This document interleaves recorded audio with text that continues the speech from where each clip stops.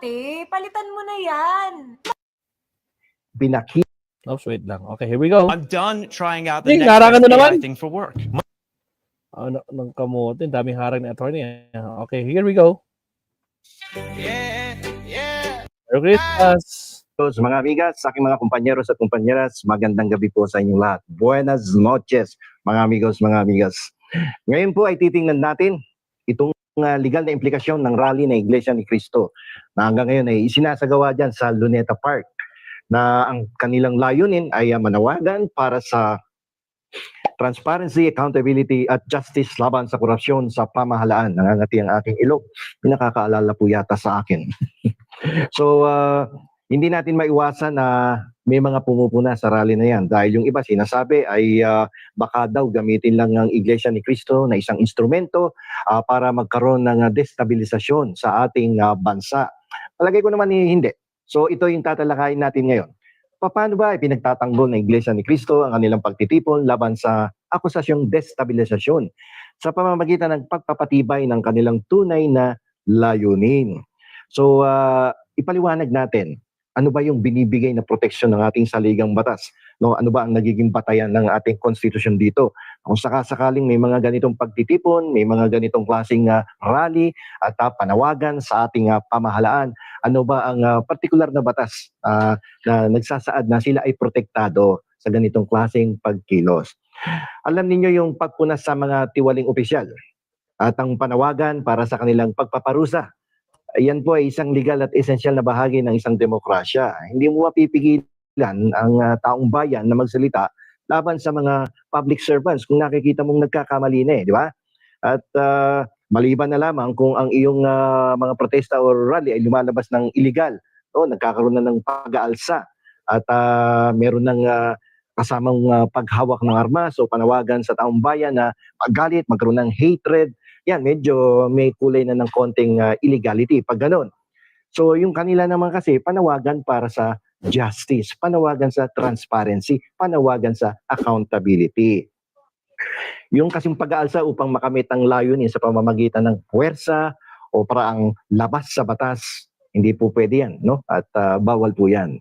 Dapat sumunod tayo sa ating na mga batas na umiiral sa ating bansa. Hindi pa pwede yung kukuha ka ng armas upang pabaksakin ang buong istruktura ng pamahalaan at magkaroon ng koordinasyon sa mga retired military officers at mismo doon sa mga military at para sirain ang buong gobyerno at pabaksakin sila. No, kahit merong katiwalian na nangyayari diyan, meron tayong mga legal na paraan upang ituwid ang mga pagkakamali ng ating mga opisyales na nagnanakaw ng pondo ng bayan. So pinagbabawal kasi ng batas yung mag-take ka ng arms against the government o kaya mag-incite ka to sedition, lalong-lalo na kapag meron kang panunulsul sa taong bayan na magalit, mag-alsa at kumuha ng armas, no? At manggulo na sa ating pamahalan. Medyo hindi pwede yun. At dito sa rally nga ng Iglesia ni Cristo kanina, napanood ko na ang kanilang tanging intensyon ay accountability at walang halong pag-aalsa laban sa gobyerno. Ipinaliwanag nila kanina sa rally na laban sila sa mga tiwaling individual, mga opisyal. Hindi sila laban sa institusyon o sa gobyerno. Hindi sila sumasali sa mga grupong gustong pabaksakin ang gobyerno ng ating kasalukuyang administrasyon. At dito sa binitawan ng mga pananalita kanina ng leader nila sa rally kanina, dito malalaman mo at madedetermine natin na hindi sila sumasang-ayon sa isang marahas at illegal na pamamaraan upang palitan o pabaksakin ang kasalukuyang administrasyon. Iba yung pinili nilang tahak, no? Ang gusto nila isang mapayapang pamamaraan. Hindi din para lumabas na parang ayaw nila ng partisan, no? Gusto nila talaga isang mapayapa at legal na pagpapahayag ng kanilang layunin. So itong rally ng Iglesia ni Cristo ay nagbigay ng isang malinaw na mensahe. Legal ang manawagan para sa hustisya at pagpaparusa. At sa mga tiwali, ang gusto lang nila dyan ay maparusahan. So hindi ito itinuturing na illegal yung kanilang rally ngayon o banta sa gobyerno dahil Unang-una, may permit yung mga yan. Sinunod nila ang batas under BP 880 para sa kanilang pagtitipon. Malinaw po ang kanilang layunin. Ang gusto nila ay parusahan ang mga corrupt na public officials at hindi pabaksakin ang ating gobyerno at ang buong sistema ng ating pamahalaan.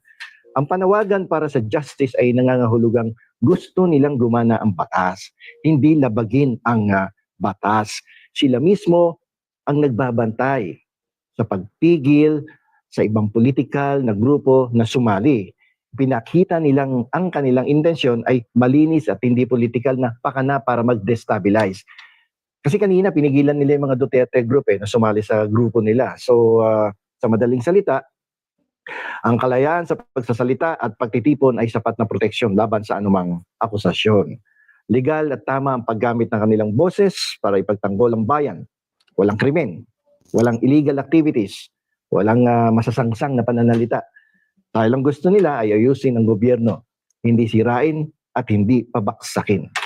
Pero bago tayo magtapos, mga amigos, mga amigas, ay gusto ko lang ding i-share sa inyo ang aking personal na opinion dito, or kasi kanina medyo meron akong kutob talagang hindi maganda dito sa rallying nangyayari sa EDSA at sa Luneta. Bago ko marinig itong pananalita ng isa sa mga leader na Iglesia ni Cristo, ang hinala ko lang talaga dito sa rally na to ay baka gamitin din talagang instrumento sa pagpapatalsik or pagpababaksak sa kasalukuyang administrasyon. Kasi ang hinala ko dito, bakit nila pinapaabot pa ng 3 araw yung kanilang prayer rally? Tuwing linggo nga pa nagsisimba tayo sa simbahan, wala pang 1 oras, tapos na yung prayer, di ba? Bakit dito aabutin ng 3 araw? Ano ba yung programang ilalabas sa pangalawa at sa pangatlong araw? Dito sa unang araw ay pwedeng sabihin natin na tahimik. Pero tahimik din yung mga kontra sa ating pamahalaan tungkol dyan sa lalong-lalo na yung mga politikong involved sa korupsyon, di ba? Yung mga napagbibintangan dyan sa flood control projects. At wala kang maririnig ngayon sa kanila. Yung rally sa EDSA, dito rally sa Luneta, tahimik lahat sila. Walang panayam, walang mga statement na inilalabas. Ang duda ko dito, baka mamaya pagdating ng ika-2 o ika-3 araw ay biglang maglabasan to kapag sapat na yung naipong tao ng rally na to sa Luneta ay biglang magsulputan at magbigay ng kanilang mga pananalita dyan sa entablado sa Luneta at manawagan ng isang pagkilos na hindi maganda para sa ating kasalukuyang pamahalaan. Sana ay nagkakamali ako sa aking kutob, no? At hindi sana mangyari itong aking sinasabi na kung saan baka gamitin sa isang hindi magandang paraan itong pangalawang araw at yung pangatlong araw. Kasi kung titingnan mo, parang nakapattern to doon sa EDSA 1 na kung saan 3 araw ginawa ang pagtitipon at rally ng mga grupo nung araw ng oposisyon laban sa administrasyong Marcos Sr.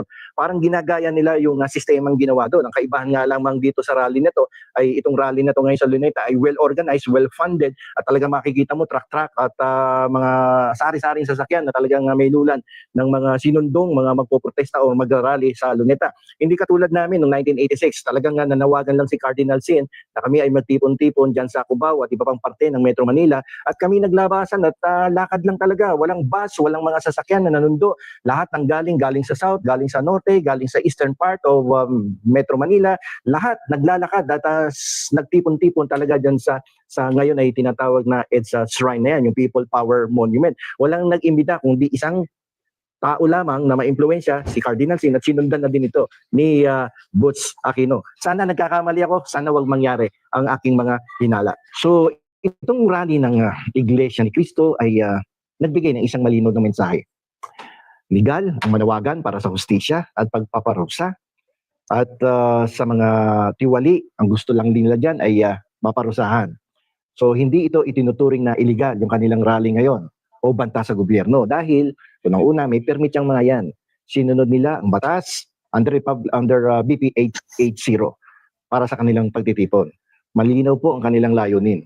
Ang gusto nila ay parusahan ang mga corrupt na public officials at hindi pabaksakin ang ating gobyerno at ang buong sistema ng ating pamahalaan.